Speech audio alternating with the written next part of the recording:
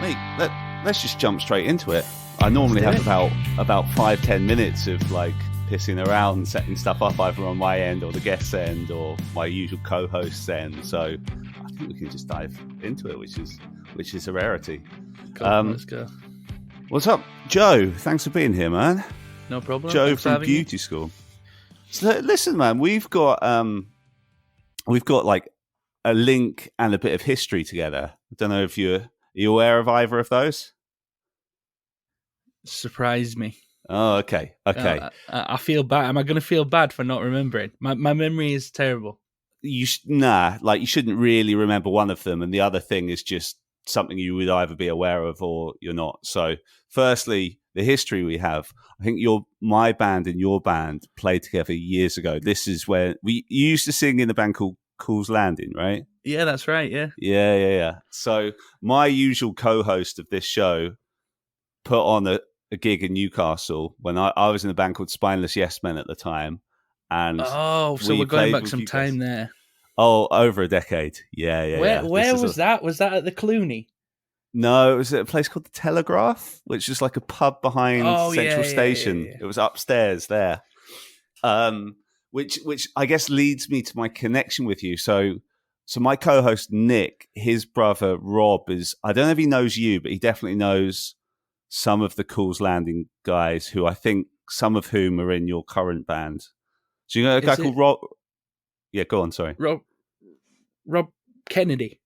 No, it's Rob Brownlee Sayers. I don't know if that name rings a bell. Oh, yeah, Rob. I know Rob. So Rob was really good friends with.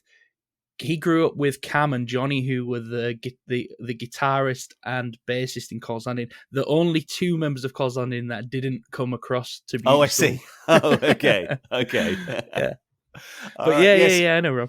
Nice. So he's the younger brother of Nick, who I normally co-host this show with.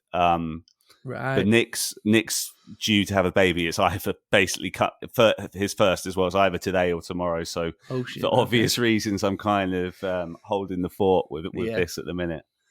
But yeah, man. So we have a little bit of a link there. Well, there you go. It's a small world, and England is a small country as well. Exactly. Particularly, I feel in this scene as well. Like everyone either knows each other or definitely has like mutual friends and stuff. Yeah. So, but let's jump into the very present at the minute. So, your current band, Beauty School, just came off a small little matter of a Wonder Years tour, which wow, that must have been. How was that, man? It was. I mean, it's hard to describe it really. What it was like. It was, based on the start of this conversation, people will know that I've been playing in bands for a long time. Yeah.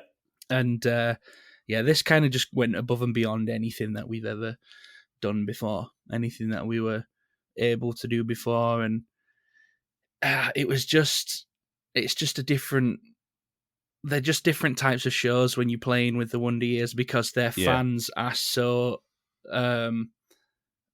their fans adore the Wonder Years so much that they're so committed to just like being there on time, queuing up. They're at the barrier as soon as the doors open. So it was like there was never any doubt that we were going to play to a full room every night, and the rooms that we were playing were like the biggest rooms we ever played. So yeah, so it was wild.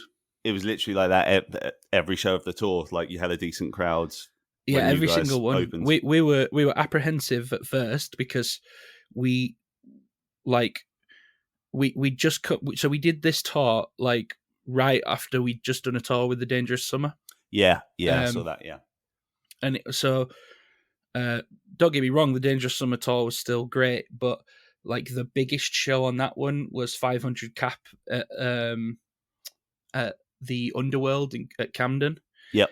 And the smallest venue on the Wonder Years tour was 600 cap at somewhere in Bournemouth. I can't remember the name of the venue now. Yeah.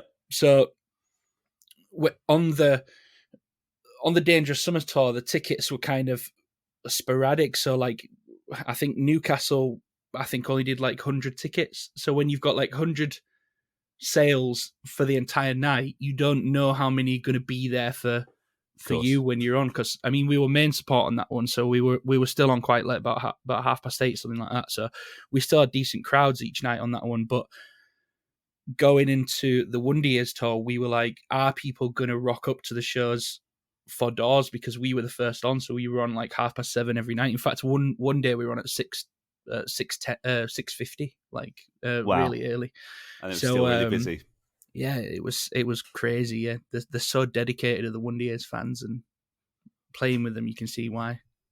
Wow. So how did that come about? Was this via your booking agent or a link with the Wonder Years? Like, I mean, so we don't currently have a booking agent. We're like in the works at the moment, trying to like secure one. We're trying to secure a specific booking agent, so we're kind of holding out of it. Yeah, but our manager, he's called JD, and he runs Slam Dunk Festival with Ben Ray, so he's got good connections with these bands, particularly the Wonder Years. Like the Wonder Years and JD go way back, and JD had kind of been hinting that he wanted us on the tour to the guys in the Wonder Years, and I remember during the summer, Soupy, Dan Campbell, the singer of Wonder Years, he texted JD out of the blue, and he was like, "Oh, I've just listened to the band that you manage," and he was like, "The singer's got pipes, like we really like it." Compliments for you. Yeah, that was kind of like the first hint that the Wonder Years were we were on their radar, and then nothing came of it. And I think JD had pushed for the tour, and it was like we were pretty certain that it wasn't going to happen. Yeah. And then one morning, I just completely out of the blue got a phone call from JD, and he was like, "You're going on tour with the Wonder Years." And I literally, must have been about 8:00 in the morning. I think it was like a Saturday or something, because I was still in bed, and I just put the phone straight down. I was like, he's having me on. Like, I didn't believe him at all. Just put the phone down, and then called him back a couple of hours later when I woke up. I was like, did I dream that? Was that reality? Yeah. And he was like, yeah. He didn't even respond. He just sent me a picture of a text message that he'd received from the Wonder Years booking agent that just said, "So Beauty School are going to get the Wonder Years tour." And that was, that's how it came about, really. Well, how close to the tour was that?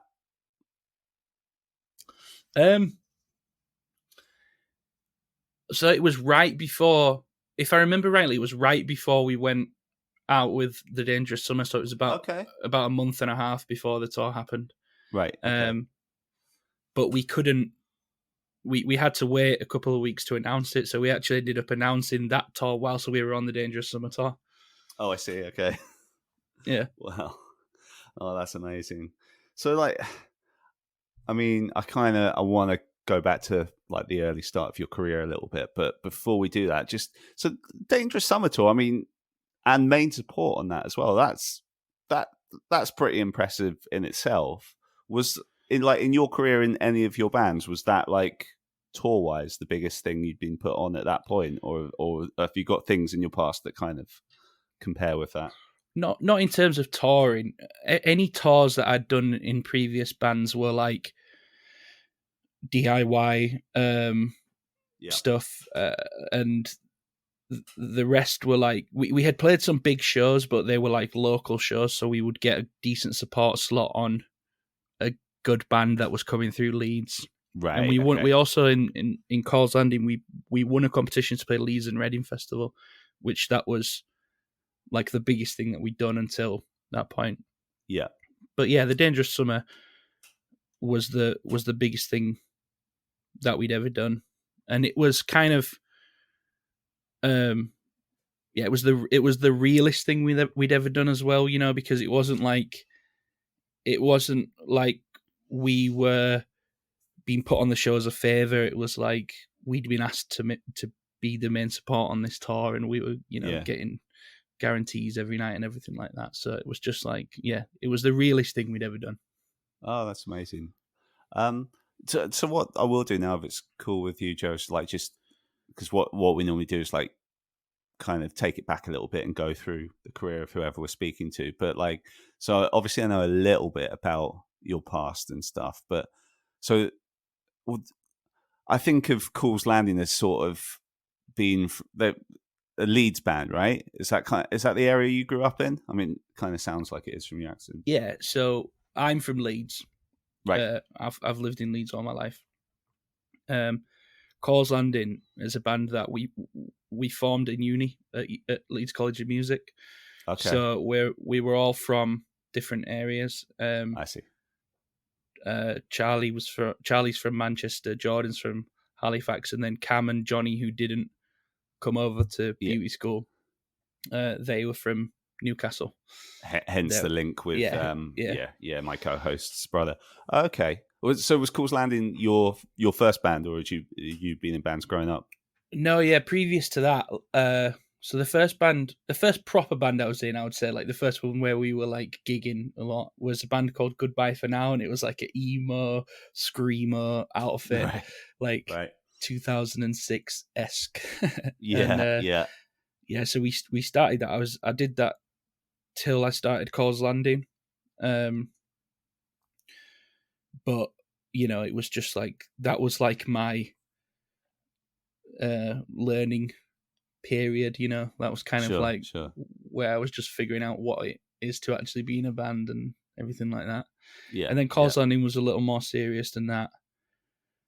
And then Beauty School was the real one. But I mean, in fairness, Beauty School wasn't meant to be. It was, when we started Beauty School, it was just going to be, it was kind of like, I always use this analogy, but for us, it was kind of like just going to like five-a-side football or something. It was, we were just doing it to play music. We didn't actually intend for it to do anything, because we thought Cole's Landing was the one that we had thrown everything into. Right. Yeah. And that obviously only, went so far, and then you kind of like, I guess, you're getting older and stuff. So you think that's it. Yeah. So at the time of starting Beauty School, like I'd just got married. I'd just got my, my PGC, started teaching. Right. And so it was like, I just still want to make music, because you can't really switch that off.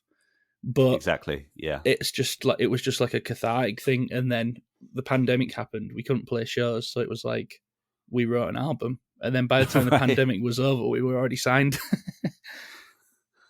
Wow. No, it's funny. I mean, the band I was in when we played together back in the day, because like we were all sort of hitting our 30s at that point. So that it's funny you used the analogy of five-side football. That's how we used to see it. It was like, because we'd been in younger bands when we were really trying to make it, but in that one, it's just like, well, what some people play five-a-side, we go to practice every week. It was just, that's it. That's it.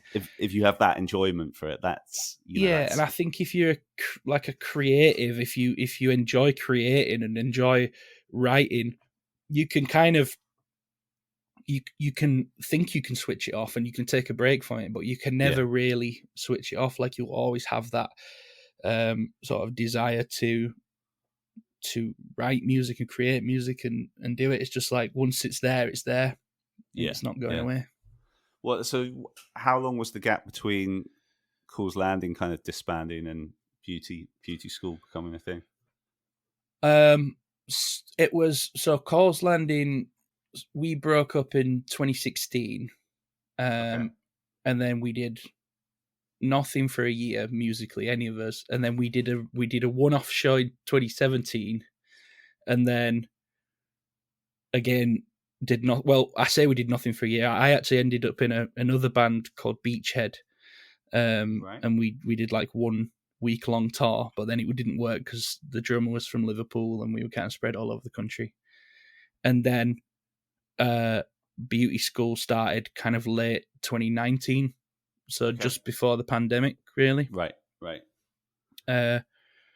So in total, like, I guess you could say 2016 was the end of Cole's Landing, 2019 was the start of Beauty School, but it wasn't as clear cut as like 3 years of not doing music at all. Okay. Yeah. Okay, I see what you're saying. And wait, is there 6 of you in the band? Yeah. So there was 5. There was originally 5, and Okay. then we added another member in May. So you basically got the same setup as the Wonder Years, effectively. Pretty much, yeah. That's pretty much. I mean, it wasn't intentional. It was just that.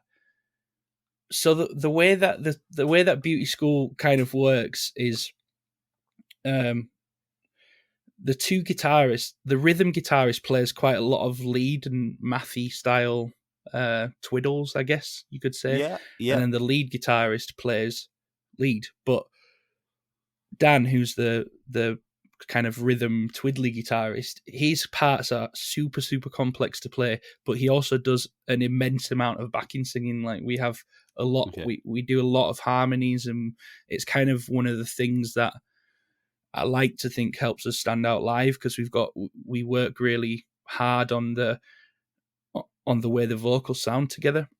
Mm-hmm. So we decided to add Grant, and Grant would take over Dan's parts, and Dan kind of plays simplified third guitar parts now, so that he can concentrate more on the singing. I see. Okay. Yeah.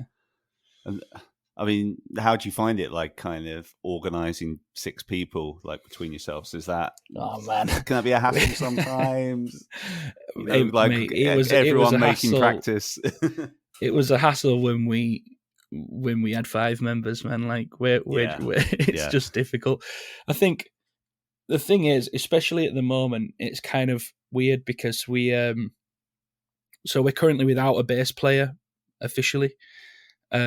Okay. Because our original bass player Lee, just when we were on the Dangerous Summer tour, he wasn't enjoying being on tour, because touring is kind of like, it's difficult. It's a lot of fun if that's what you love doing, but it's very difficult and consuming in terms of, like, you know, emotionally, and just it can be draining. And if you're only on if you're on stage for half an hour out of a full day of traveling, and that's the only part you enjoy, it's kind of not for you. And I think Lee came to that realization during the tour.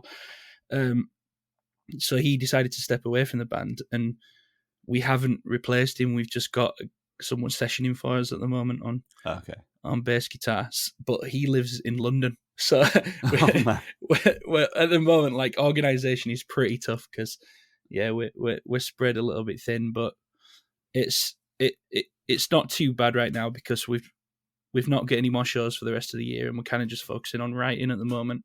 Okay. No, it's funny you mentioned, obviously, you know, touring is kind of, you know, it's a bit of, you know, everyone knows it's a grind who's had some kind of experience of it. I noticed, so on that Dangerous Summer tour, like, you were posting about you had some issues with your throat, the singing, that rough, must have been a heavy few days. Yeah, it was definitely the darkest days of being in this band. Like, the night that it was worse was the same night that Liam left the tour, the bass player, and I honestly thought that was good, like, was going to be the end of the band.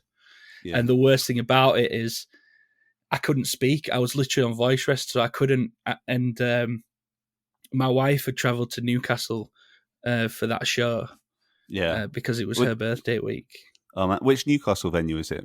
The Think Tank. Okay, yeah, I had a feeling it would be. Yeah. So it was just this really strange and horrible night where I had to kind of enjoy the night for my wife's sake, but had all this stuff going on in the background, but couldn't actually speak either. Like, I literally couldn't talk because I had laryngitis basically, but it's where when you overuse the vocal cords, and the muscles around it just swell so intensely that you just can't use your vocal cords at all. Yeah. And so those were the roughest days I've ever had in any band. But it came about because so when I'm not playing in beauty school, I'm a music teacher. Oh, okay. And so I'm a music performance teacher. So a lot of my classes are like in the ensemble rooms and the practice rooms with the with the students, like putting songs together and helping them, sing a lot of the time. And I just had like 6 weeks off for summer, and then I'd gone back in at the start of September.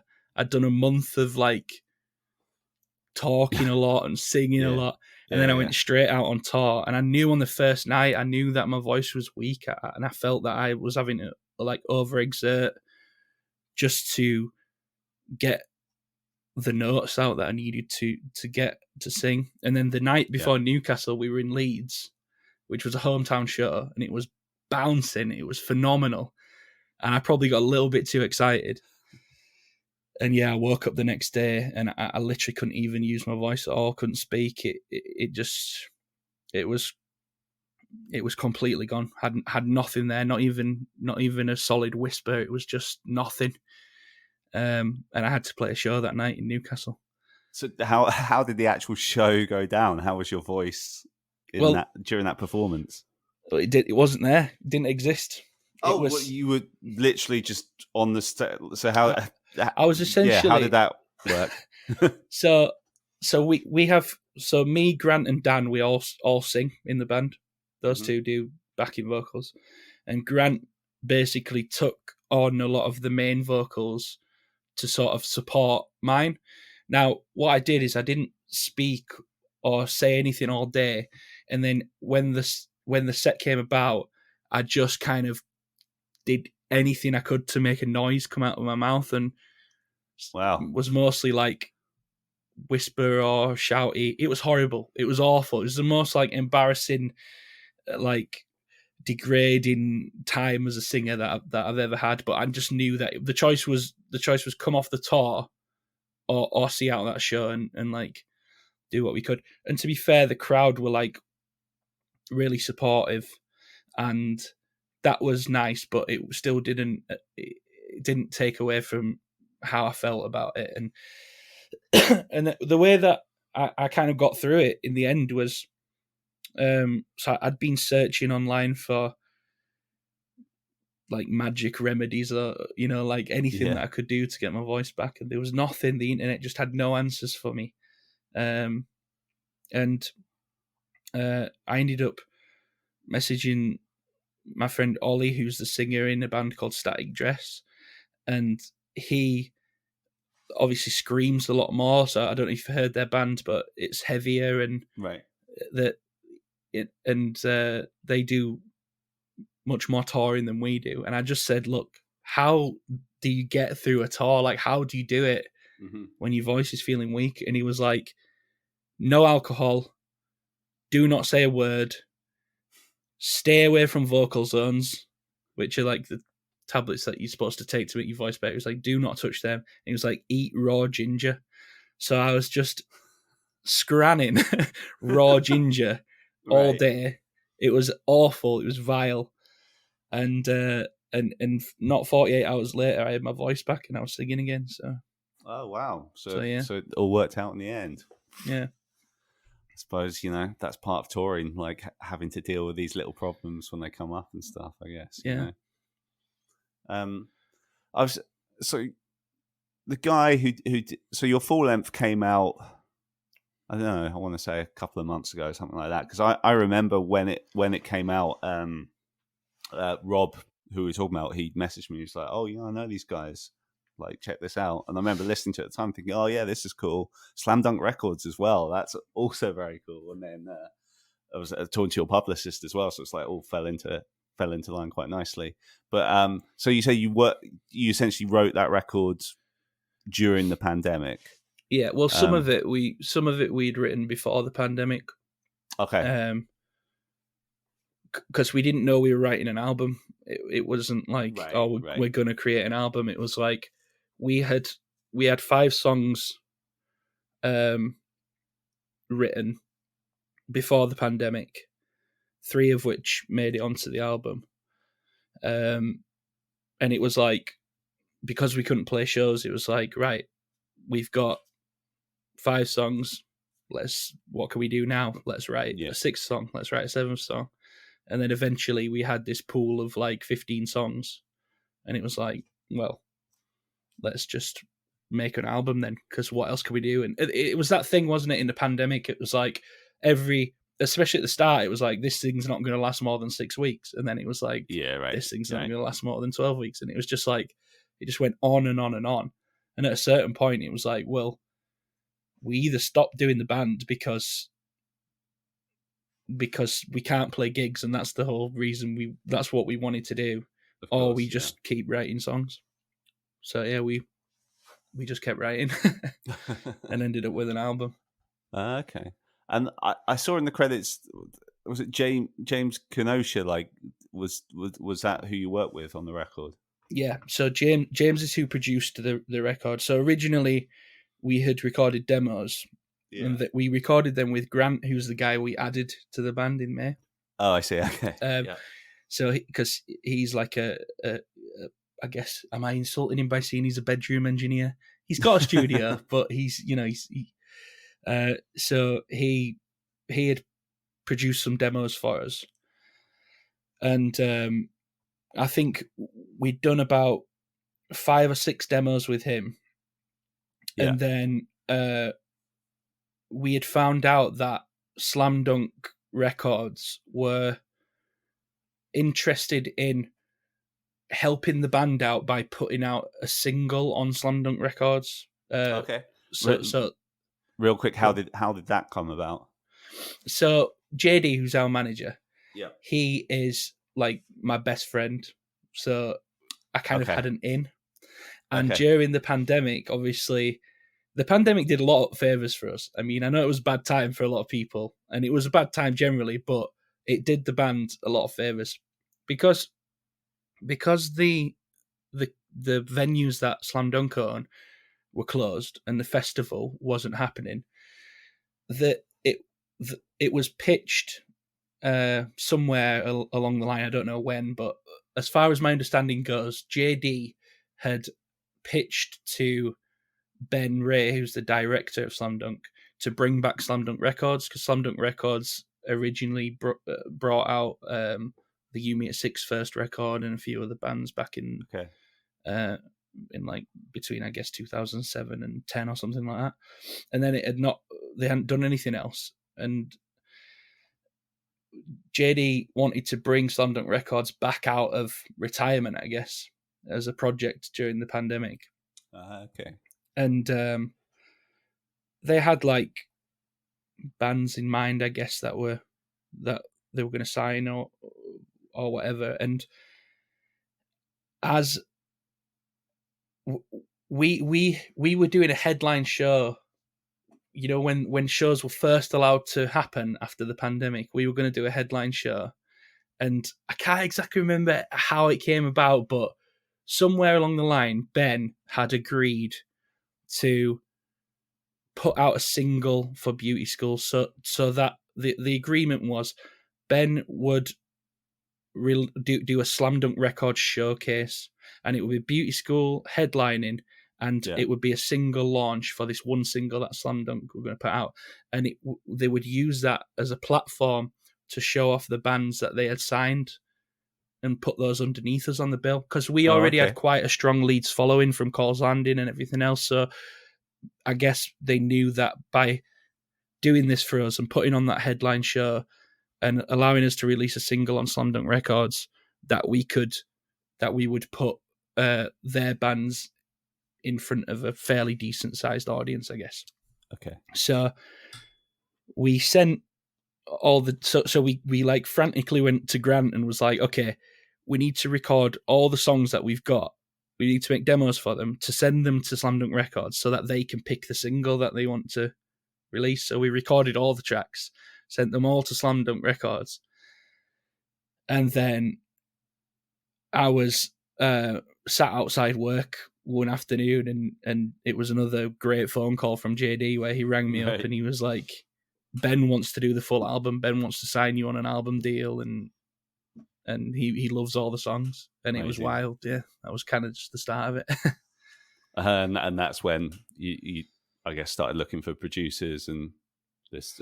And James sorry, I completely missed the James. But it's me who diverted you. To be fair, no. So what happened is once we'd signed to the label, the next thing was recording the album, and it was the label who found James Kenosha. He'd done like the Marmozets, and he'd done Pulled Yeah, I Apart by saw that Horses looking at and his stuff. website.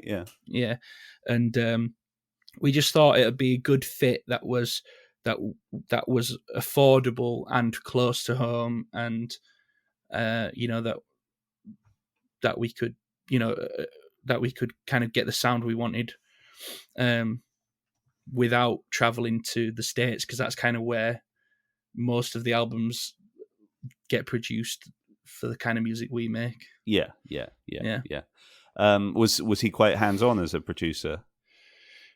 He was great. Like, he is so like, so we've never recorded an album before, like, in that way. When we got there, and it was just like, I don't know, there was no messing around. It was just like, the drums were set up, and it's almost like he didn't seem to do much, and then the sound that was coming back through into the control room was just so good. It was like, you could just tell that he'd done it 1,000 times before. Yeah. And it's like Jordan, our lead guitarist, he plays on like a £100 Squire guitar or something. I mean, he might kill me for saying that. Like, it's probably worth more than that, but it's like a Squire guitar. It's not like, some £1,000 guitar or anything like that. But the sound, he was like, should I use a different guitar? And Kenosha was like, no, we'll use that. We'll get your pedals set up. And he just had everything sounding so good. And it was all created on the equipment that we owned. We didn't use any of his pedals. We didn't use any of. So it was our sound, like, in its truest form. And yeah, like, it was crazy working with James, to be honest. Okay. Did he mix it as well? Yeah, he mixed it, and then it was mastered by someone else. Can't remember who. Sorry. That's all right. Oh, nice. Okay. So you said you're kind of focusing now on writing new music. Have you identified the time that you guys want to go back in the studio, or are you just kind of taking that as it comes for now? Yeah, we're just kind of taking it as it comes. I think we're just like demoing tracks at the moment. We've got so many ideas kind of backed up, because it's been so full on this year with getting the singles out and then getting the album out and doing the tours and playing the festivals in the summer and everything. It's like there was never a chance to just do a writing session, because we were always rehearsing for something that was coming up. Yeah. So we just got so much stuff backed up, like voice notes and little bits of recordings that we've got on our computers and things like that we've probably got, like, I don't know, we haven't got one single finished song, but we've probably got enough material to make like 2 or 3 albums. Okay. But they're not together yet. So we're just starting to demo and piece bits together now, and then, we don't want to wait too long, because that's one of the things about being a small band. Like, that's it, man. It's easy to just fall off the radar if you don't keep the momentum going. So yeah, that's the danger. I mean, my listeners will get bored of this, because I always bring it up, things like this up. But like, so I manage a band, and like they were out with Social Distortion in the summer, which was a huge tour. I guess similar kind of thing to what you did with the Wonder Years, but opening band just on a huge tour, and it was just like, this is amazing. But then it's just, once that's done, we need to keep this momentum going, and that's it. Yeah. Because I guess they're at kind of a similar level. It's just what it's do you're next always and stuff, and it kind of has this anxiety tied to it as well. You're always kind of thinking, okay, what comes next then? Like, like, once this Wonder Years tour was done, it's like, what happens next then? Like, where do we go from here? Where, so. I mean, do you have things kind of in the pipeline for the next few months in terms of shows and tours and stuff? Well, I think we're done for the we're done for this year, unless like a random odd show pops up.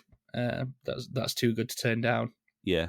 But I see you guys did Press Club recently, which my guys did. My guys are Birmingham based. They did the Birmingham one. Oh yeah, that was great. We literally got added to that the night before the show. Yeah, my guys were the week before the Birmingham one. So yeah, I think there was a lot of that happening on that tour. Yeah, it was really good actually as well. We really enjoyed that show. So yeah, that's it for this year in terms of shows. But then I think the intention is that the next early next year we're kind of looking at it now. We want to do our first headline run. And I know that I know that JD and the label are looking at some other tours as well that they want us on. But there's things in the works. Yeah. And how do you find, like, so you mentioned PGCE before, and you say you're a music teacher. How, I assume the other 5 guys in the bands have full-on jobs. How do you guys do that balance? I mean, like, I have the same with my guys, because they're all in their, I think, bar our drummer, they're all in their 30s. So they're the same thing, working full-time jobs. And I was just talking to... do you know that band on Pure Noise, Action Adventure? I don't know I've heard of them. Yeah, we have. I spoke to them on Thursday, and like they've just, they've kind of blown up, but they're all kind of in their 30s when they work jobs, when they're basically touring all the time. This is it now, man. 30s to the new 20s. Exactly. But so how do you find it? How do you manage it?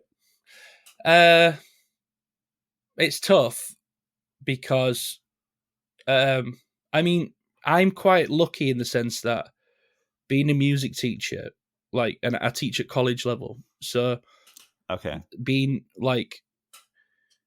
a music teacher, I was kind of employed on the merit that I work in the music industry and that I'm in a band and that I'm doing these things. So in some sense, it's not that they can't say no, but it's almost like, what's the point in any of it then? Like, if you hired me on that basis, you can't really then not allow me to go out and be a musician. So it's kind of like this dual professionalism situation that's going on. Yeah, it's you like, found a loophole. Yeah, in a way. So I'm quite lucky in that sense, but it is difficult because sometimes, I have to like deliver. Like I literally had to deliver a session from the van on my laptop during this tour. Like on a Zoom call doing a session.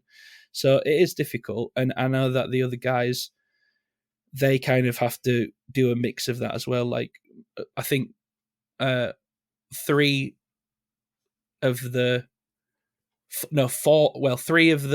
4 other members, because obviously we don't have a bass player right now. They work remotely anyway, so they kind of mix between working on the road and taking holidays where necessary. So it is hard. It's something that you have to work out, but it's just kind of the unfortunate nature of the music industry at the moment, or the DIY industry at least. It's like you can't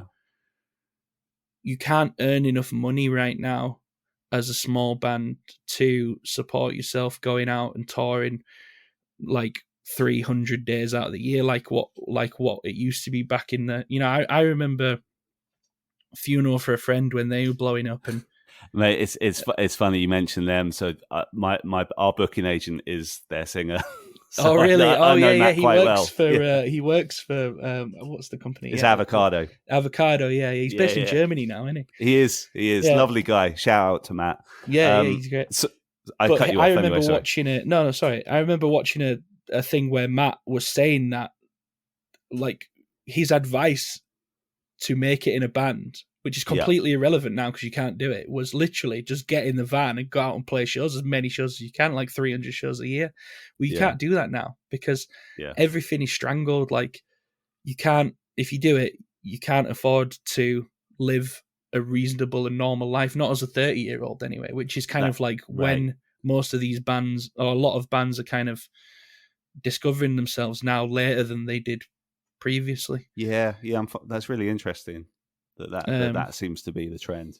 I mean, it's not an exclusive trend. There are still a lot of young bands up and coming, but they're the ones that blow up super fast. But these kind of smaller bands now, there's a lot of bands that are in their late 20s, early 30s now that are kind of touring outfits, and it's like, well, they're all going through the same struggles that we are.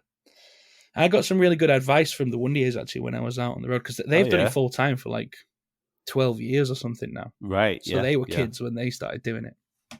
But I noticed you had Casey on the podcast. We did, yeah, and Casey, really nice guy who I'm sure you know reasonably well now. Oh yeah, he's lovely, and he was giving me some sage advice on a night out in Bristol on the tour. Yeah, just nice. About like managing like touring and life generally, because there's things that you don't even think about that exist when you're out on tour that you haven't even considered, like how many times is it appropriate to call my wife and things like that, and how many like what things like that, like what do you things that you just don't even think about considering, like when you're in that zone and you're on tour, you kind of inadvertently ignore other parts of your life, and like so I got some really good advice about how to sort of manage that when you're out on the road. What is there any kind of headlines from that advice that they gave you that you could share for people in that position? Or nothing, like there was nothing. I guess one of the things that he was talking about was just kind of setting like your internal rules about yourself, about like what you're gonna, what you are and aren't gonna do during a day that sort of pertains to like real life at home. So are you gonna check in on this? Are you gonna, how? Because one of the things that I had was like I hadn't FaceTimed my wife for like 4 days whilst I was out on the tour, and she wasn't. There was no problem with that, but it was just like she messaged me one night and was like, "Oh, you haven't even tried to FaceTime me once," and in my head I was like, "Oh, well, I didn't want to pester you," but then actually it kind of had me like considering, actually she's at home and I'm out here doing all this like good stuff. It's like I've not even thought about that, but I wasn't trying to be like, not considerate, and just things like that you don't even think about. It wouldn't even cross your mind, when you're out there. But then it happens, and so it was just things like that. Like he was telling me about how they all deal with their situations, and obviously like Soupy's got kids now, and he's got that added layer of that on tour. And when you're in your 30s and you're married like me and you're a teacher, it's like that kind of shit's on the horizon for me. So it's like, it was good to get that sort of knowledge from someone who lives it. Yeah. And be shown that it can be done. Yeah. Man. So, I mean, I'm going a little while now, so like I don't want to take too much of your time. So I kind of, I reckon we can probably wrap this up in a minute. So like the way we kind of finish these is kind of, we throw some random questions at our guests normally. So I feel like we're at that stage now. So I'm just going to fire some questions at you, and like there's no particular kind of logic or order to them, but it's things that I always find interesting from our guests. So staying on the topic of music at the minute, like what are you listening to at the minute? Like newer artists perhaps, or just, what's kind of in your current daily playlist that you go to right now? Well, I listen to a lot of I'm kind of stuck in my ways. I listen to a lot of old stuff that I've always listened to from back in the day. So whenever I go on tour, and we have like a group playlist in the van, and that's when I discover a bunch of new bands. Oh, I see. Okay. So because all the rest of the guys are well on it with like new music. So I've been listening to a band called Narrowhead a lot, Hot Mulligan as well. That I've really been enjoying, and then I actually recently went to see Bon Iver, which I didn't realize until I saw them live that's how you pronounce it. So it's not Bon Iver, it's Bon Iver, because that's how I did not know that, Yeah. And I've just kind of like well, not even rediscovered, because I've always been a big Bon Iver fan, but only really kind of stuck with the first two records. But then I kind of, when I saw it live, the newer two records, it was like a whirlwind of like emotion and in my head, and I've just like realized how great those albums are. So yeah, I've been spinning those, and then a lot of Pine Grove. I always get it in the neck because Pine Grove seems to be the only band that I listen to. Fair enough. Okay, nice, man. So this is one I've started asking guests recently, and so I'm going to give you 3 previous guests we've had on this show. Okay, and you only get to keep the music of one of them. Ooh. And I'm going to give me a second. I'm going to think of these as I go along. I always throw Sum 41 in here, but I feel that's just because I like to show off we've had Sum 41 on the show, and I think it's important me having that one, so we'll leave them off. So we'll have to imagine what your feelings are on Sum 41. So I'm going to go for, let's see, Newfound Glory, Menzingers, or The Main. You only keep the music of one of those. JD's going to kill me for this because Newfound Glory is his favourite band, but The Menzingers for me. I absolutely love that band. Absolutely love that band. Like, just that whole kind of New York style punk that you can imagine being played in the most underground of punk venues. Like, that's what I'm all about. I do love Newfound as well, though. The Main, I can take or leave. Fair enough. Did you catch that most recent Menzingers tour, or did it clash with when you were out with Dangerous Summer? It might have done. It was the same time as we were out with Dangerous Summer. There was actually a show the day that we got back from tour, but I came back from tour with COVID. Oh shit! Really? Yeah. Oh man! Just to add to your woes on that tour. Have you ever seen a ghost? No. Well, I don't believe in ghosts, but I have seen a weird thing. I once saw a dude stood in my bedroom. I was a kid, really young. I once saw a dude stood in my bedroom in what I can only describe as like a fast food outfit, like a McDonald's kind of get up, but it wasn't McDonald's. Okay. And he was stood there, and I shut my eyes really tight, and I opened him. He was still stood there, and I bolted out of the room and slept in my mum's bed. That's the only thing that has ever happened to me that I could consider supernatural, but I'm sure it was a hallucination. Right. Yeah, just still not fully awake or whatever. Cool story, though. Favorite TV show or shows? Oh, this one's tough. I think it's got to be like my go-tos for, like, when you just go to bed and you need to put something kind of that on watching it. The Office, the US one. Okay, yeah. And Arrested Development.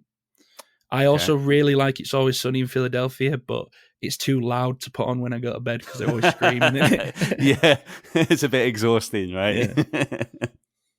Okay, man. And finally, favorite album. And like, I know that's putting you on the spot, so if you want to like fire a couple at me, that's allowed. This is a difficult question.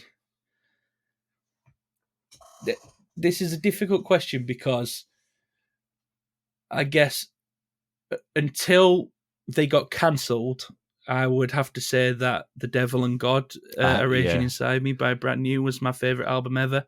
And that was kind of like, that just nearly put me off music forever when that bad shit came out about so do you does that make it difficult to listen to that band full stop for you? Yeah, fair enough. Yeah, but that was my favorite record. But second to that, I would say White Pony by the Deftones. Deftones, okay. And Deftones. So Beauty School is a Deftones song, and that's where we got the name from. Oh, is it? Okay, okay. Yeah, I did that thing. So like I turned 18 in the year 2000. I was kind of like in 99, I was into pop punk and nu metal at the same time. And then when I was like, like around 2001, like when I was sort of 18, 19, I just kind of went down the punk emo route and kind of like left nu metal to the side. So my Deftones knowledge was better in those days. I kind of abandoned them, I'm sorry to say. But okay. That's for me, it was like I was equally like I loved Korn and Deftones and Limp Bizkit and all those bands at the same time as like Blink-182, Offspring, Sum 41. Right. Yeah. I think that's how a lot of our pasts look. For you to arrive, and I can't wait for you to arrive.